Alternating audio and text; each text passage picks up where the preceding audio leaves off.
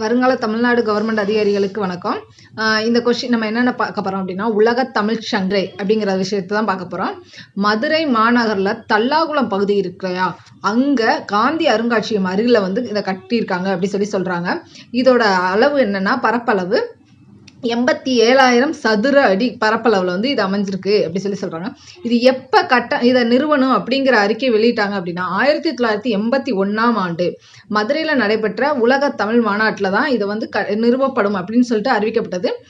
இந்த இது வந்து எங்கே பார்த்துருப்போம் அப்படின்னா, தலைவி மூவியில் வந்து எம்ஜிஆர் போவார்.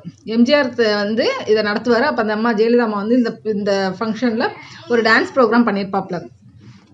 இதோட கட்டி முடிக்கப்பட்டது வந்து 2016 திறக்கப்பட்டிருக்கு. சரிங்களா, இது மதுரையில்.